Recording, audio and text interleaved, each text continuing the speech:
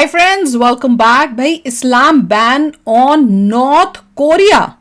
North Korea ने किया इस्लाम को देश से बाहर। ओह, चलो देखते हैं, वीडियो शुरू करते हैं। वीडियो शुरू करने से पहले अगर आप चैनल पर नए हो और आपने अभी तक सब्सक्राइब नहीं किया तो जल्दी से पहले सब्सक्राइब के बटन और बेल आइकन को क्लिक कर लो ताकि आपको हमारे सारे न्यू वीडियोस के नोटिफिकेशन मिल जाए जैसे हम अपलोड करें। अगर आपको वीडियो पसंद आता है प्लीज लाइक एंड शेयर। चलिए शुरू करते हैं। पाकिस्तान को लगा एक और झटका। चीन के बाद अब नॉर्थ कोरिया में हुआ इस्लाम का बहिष्कार। मुसलमानों के लिए नरक से भी बदतर बना कोरिया। किम जोंग मार मार कर निकाल फेंक रहा जिहादी मुसलमान। दोस्तों, एक तरफ भारत में छोटी छोटी बातों के लिए हिंदू मुस्लिम झगड़े खत्म होने का नाम नहीं लेते, वहीं दूसरी तरफ पूरी दुनिया इस्लाम का अस्तित्व मिटाने पर तुली हुई है। एक तरफ चीन में मुसलमान को चैन से जीने नहीं दिया जाता, तो वहीं नॉर्थ कोरिया का कट्टर बादशाह इस्लाम बोलने पर ही मौत की सजा सुना देता है। किम जोंग की सख्त नीतियों की वजह से नॉर्थ कोरिया की खबरें आसानी से दुनिया को पता नहीं चलती, लेकिन बहुत खोजबीन के बाद हमने कुछ ऐसी खबरें इकट्ठा की है जिन्हें सुनने के बाद आपके पैरों तले जमीन सरक जाएगी और पाकिस्तान सहित ओवैसी की अकड़ कौड़ियों के भाव बिक जाएगी। तो अब इन कट्टर आतंकी सोच वाले वाहियात प्राणियों ने आखिर नॉर्थ कोरिया के साथ कौन सा घटिया काम कर दिया है? क्या है मुसलमानों और पाकिस्तान के प्रति किम जोंग की इस नफरत की वजह?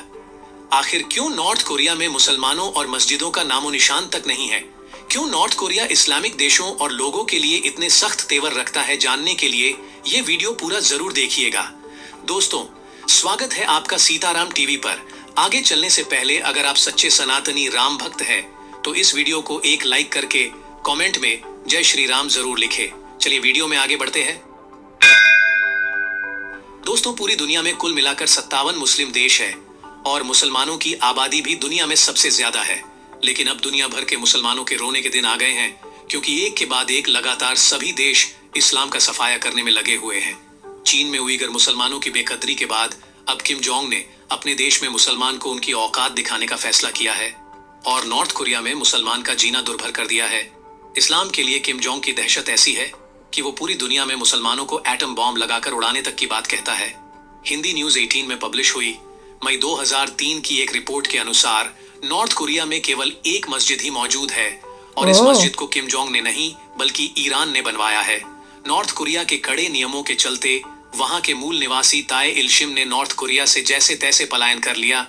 बाद में नवंबर 2020 में शिम ने इनके न्यूज में इंटरव्यू के दौरान बताया कि नॉर्थ कोरिया में कोई मस्जिद के बारे में जानता ही नहीं है, ना तो वहां किसी ने मस्जिद को सुना है और ना ही देखा है। इस्लाम के बारे में भी उन्होंने केवल स्कूली इतिहास और भूगोल की किताबों में ही पढ़ा है। इस आधार पर क्या आप बता सकते हैं कि आखिर उत्तर कोरिया में मुसलमानों की आबादी कितनी होगी? बिल्कुल नहीं होगी। रिपोर्ट्स बताती है कि नॉर्थ कोरिया में मुसलमानों को उंगलियों पर गिना जा सकता है और पूरे देश में सिर्फ नॉर्थ कोरिया की कैपिटल प्योंगयांग के ईरानी दूतावास में ही एक मस्जिद बनी हुई है। अच्छा, जिसे दूतावास 1985 में ईरानी दूतों के लिए बनाया गया था। ये रहमान मस्जिद भी नॉर्थ कोरिया और ईरान के रिश्तों को बरकरार रखने के लिए सही सलामत है, क्योंकि इससे पहले किम जोंग ने बर्बरता से पूरे नॉर्थ कोरिया से मस्जिदों का सफाया कर दिया है। इस देश में इस्लाम की हालत इतनी बदतर है कि यहाँ के लोगों को इस्लाम की जानकारी तक हासिल करने का अधिकार नहीं है। बीबीसी के पेश किए हुए कुछ रिसर्च फैक्ट्स के आधार पर कोरियाई मुसलमानों की जिंदगी एक रहस्य जैसी है। चाहे उत्तर कोरिया हो या दक्षिण कोरिया, यहाँ मुसलमानों का जीना मुहाल बना हुआ है। इंटरनेट रिसर्च की एक रिपोर्ट के मुताबिक दक्षिण कोरिया की पहली मस्जिद 1976 में बनकर तैयार हुई। वहीं 2010 में उत्तर कोरिया 3000 और दक्षिण कोरिया में 76,000 मुसलमान थे। यूट्यूब पर वीडियो शोज पेश करने वाले चैनल जेटीबीसी एंटरटेनमेंट के एक प्रोग्राम एबनॉर्मल समिट में 2 मुसलमानों ने शिरकत की, जिनमें एक लड़की कोरियाई मुस्लिम थी और दूसरा लड़का पाकिस्तानी था। जब उनसे कोरिया में मुसलमान की जिंदगी के बारे में पूछा गया तो उनका कहना था कि कोरिया में मुसलमानों को पाकिस्तान लौटने के लिए मजबूर किया जाता है और कहा जाता है कि अगर तुम हलाल गोश्त खाना चाहते हो तो अपने मुल्क जाओ। वहीं कोरियाई लोगों के सामने सभी चरमपंथी आतंकवादियों को मुसलमान कहा जाता है। क्या किसी भी देश की जनता के लिए इस्लाम की यह परिभाषा सही है? कोरियाई लोगों और इस्लाम के बीच काफी दूरियां हैं। यहाँ की जनता मुसलमान को अक्सर आतंकवादी और दंगे फसाद करने वालों के नाम से जानती है। ये लोग इस्लाम को एक ऐसे धर्म के तौर पर देखते हैं जहां महिलाओं की इज्जत नहीं होती और उन्हें हिजाब पहनने और हलाला करने के लिए मजबूर किया जाता है। इनके अलावा न्यूज 18 की एक और न्यूज के आधार पर बताया गया कि नॉर्थ कोरिया में मुसलमान होना गुनाह है और अगर कोई इस्लाम को मानता भी है तो उसे हमेशा सबसे छुप कर रहना होता है। लेकिन ऐसा आखिर क्यों है, ये जानने के लिए एक बार नॉर्थ कोरिया का इतिहास देखना होगा दोस्तों। नॉर्थ कोरिया में नागरिकों की हर एक एक्टिविटी का कंट्रोल वहां की सरकार किम जोंग के पास होता ये है। किम जोंग ही है? हालात ऐसे हैं पहले ऐसा कि दिखता था। दुनिया को अपने देश के बारे में जो बताना कितना चाहते बदल हैं गया। लोग वही जानते हैं। नॉर्थ कोरिया की मोटू हो जनता इस कट्टर बादशाह की दहशत तले जीती है। यहाँ आम लोगों को खाने के भी लाले हैं। गरीबी और पिछड़ेपन ने उत्तर कोरिया का राजनीतिक चरित्र ऐसा दिखाया है। यहाँ की खबरें बाहरी दुनिया तक टूट कुछ भी फूट नहीं कर आते। या फिर गलत तरीके से पहुंचती हैं। क्या आपने पहले कभी किम जोंग की बर्बरता के किस्से सुने हुए हैं? कमेंट करके हमें जरूर बताएं। दोस्तों, आवाज को क्या हो गया था? किम जोंग के दादा किम सुंग ने बनाया था। 1948 में जापान के कब्जे से मुक्त होकर किम सुंग ने 1994 तक नॉर्थ कोरिया पर राज किया और अपने देश में गैर धर्मों पर पाबंदी लगा दी। मीडिया पर सरकार का प्रचंड नियंत्रण था देखा? और उत्तर कोरिया के शासक सुंग इस्लाम को अफीम बताते हुए उस पर बड़े बड़े लेख लिखते थे। सुंग के बाद उनके बेटे किम जोंग इल ने 1994 से लेकर अपनी मौत तक देश की सत्ता संभाली। फिर शासन किम जोंग उनके हाथों में आया तो सबकी शक्लें और एक जैसी उन्होंने लग रही उत्तर हैं। कोरिया में पहले सभी वाला धर्मों कौन को था? गुनाह घोषित कर दिया। इसी वजह से आज वहां की 75% आबादी किसी भी धर्म को नहीं मानती है। इस देश में कोई आधिकारिक धर्म नहीं है और ना ही किसी लोग धर्म follow का क्या करते धार्मिक हैं? स्थल। यहाँ छोटे समुदायों में बेहद कम लोगों के चौदोइज्म, समानिज्म, ईसाई, बौद्ध और जनजातीय धर्म हैं और ये लोग छुप कर रहते हैं। क्योंकि रिलीजन क्या है? सार्वजनिक तौर पर अगर किसी कोरियाई को बाइबल या कुरान पढ़ते हुए पकड़ा जाता है तो आज भी उसका सर कलम कर दिया जाता बाइबल है। और कुरान। उत्तर कोरिया में इस्लाम का विरोध करने के लिए सुअरों के कटे हुए सर का प्रदर्शन किया जाता है, उनका मांस पकाया जाता है और सुअर के बने हुए अलग अलग व्यंजन बनाकर खिलाए जाते हैं। इसके अलावा नॉर्थ कोरिया में किम जोंग की सरकार जनता को यह पैगाम देती है कि इस्लामी दुष्ट मजहब है और यह लोगों को मौत के घाट उतारता है। इस्लाम आतंकवादियों का अड्डा है और जो भी इस्लाम को मानेगा उसे उत्तर कोरिया में रहने का कोई अधिकार नहीं है। दोस्तों, किम जोंग की कट्टरता से पूरी दुनिया उससे वाकिफ बाहर है। ना तो बना लो, फिर बाहर चला जाने का मौका मिला तो जाने नहीं देता किसी को बाहर। जैसे कि इस देश में महिलाओं के लिए 28 और पुरुषों के लिए केवल 10 तरीके के हेयर स्टाइल हैं और अगर आप इन हेयर स्टाइल से हटकर बाल कटवाते हैं तो आपको सजा मिल सकती है। पागल इस है देश क्या? में आम नागरिक कार नहीं खरीद सकते। ओह, नागरिकों को जीन्स पहनने की मनाही है, फिर चाहे वह पुरुष हो या महिला। और अगर आप इन कानूनों को नहीं मानोगे तो आपको कड़ी सजा दी जाती है। बाप रे। अगर कोई इंसान कोई गलत काम करता है या कानून को तोड़ता है तो उसकी सजा उसकी 3 पीढ़ियां को दी जाती है।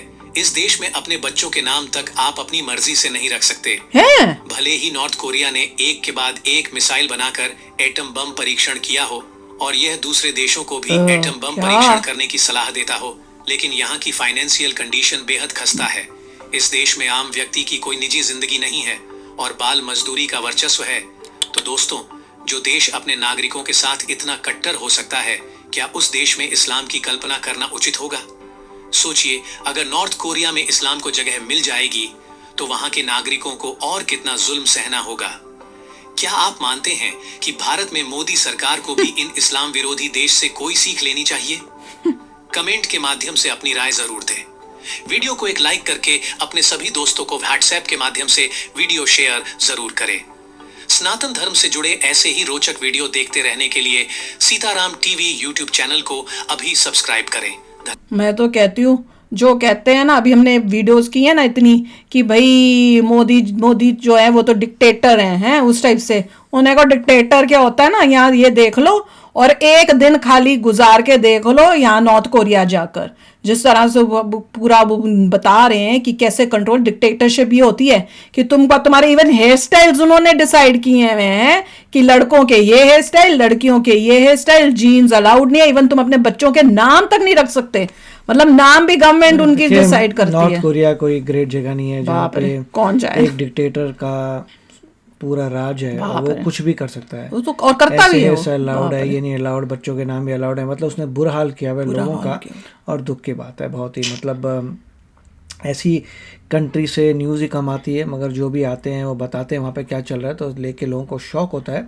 और वो देश जो है पूरा डूब रहा है, वो चाइना के साथ मिला हुआ है, उसका भाई चाइना है और पाकिस्तान चाइना के साथ बैठा हुआ है। वही चाइना जो अपने वहां पे मुसलमानों को ये कर रहा है, और उसका दोस्त कौन है? ये नॉर्थ कोरिया। ये अब पाकिस्तान क्या सो रहा है? उसको अब उसको मुसलमान और उस सब वो नजर नहीं आ रहे। उससे देखो कितना बड़ा दोगलापन है इस पाकिस्तान का, कि नॉर्थ कोरिया के बारे में कुछ नहीं बोलता, हाँ, मतलब चाइना के बारे में कुछ नहीं बोलता, और जहां पे मुसलमान जो है, मुस्लिम्स है, पूरा इक्वालिटी के साथ भारत में रह रहे हैं, वहां पे वो उसका बोलना बंद ही नहीं होता। जो जिसको पता करने डेमोक्रेसी क्या है वो नॉर्थ कोरिया जाए, इन सब उसको एक दिन में पता लग जाएगा डेमोक्रेसी क्या होती है ना। जो वीडियो बना के बोल रहे हैं कि भैया इंडिया में तो डेमोक्रेसी खत्म हो रही है, इंडिया में तो डेमोक्रेसी है ही नहीं, मोदी जी आगे तो डेमोक्रेसी खत्म हो जाएगी, तू ये सब बोल रहे हैं, उनको सबको भेजो नॉर्थ कोरिया। हमारे यहाँ का गंद वहां जाएगा पूरा, वो भी उनका भी दिमाग ठीक हो जाए। वो नॉर्थ कोरिया में ना, ये उनका दिमाग जो है ना पूरा क्लीन करके जो बंदा डेमोक्रेसी नॉर्थ कोरिया जा रहा है वो जाते 1 घंटे में जेल में होगा। तूने ये कर दिया, तूने वो कर दिया, बोलेगा ये नहीं कर सकते। वो पहुंचते ही करेगा कुछ ना कुछ, पहुंचते ही वो जरा सा कुछ कर देगा, पोस्ट हाथ लगा दिया, लेन से बाहर निकल गया, जेल। हाँ, वो उसको भेजो। वैसे वो कमाल का है, मैं बता रही हूँ। जिनको डेमोक्रेसी खतरे में दिख रही है भेज दो, टिकट हम स्पॉन्सर कर दे। 1 घंटे के अंदर तुम जेल में होगे कि तुमने पंगा कर दिया। मजा ही आ जाएगा। तो चलो आप भी शेयर करना अपने थॉट्स। चलते हैं, मिलेंगे नेक्स्ट वीडियो में बहुत ही जल्द। Till then take care and bye bye. तो अगर आप मेरे इस चैनल पे नए हो तो जल्दी से सब्सक्राइब के बटन को हिट करो और बेल आइकन को क्लिक करो, ताकि आपको मेरा जब नया वीडियो मैं लगाऊं आपको उसके बारे में जल्दी से पता चल जाए।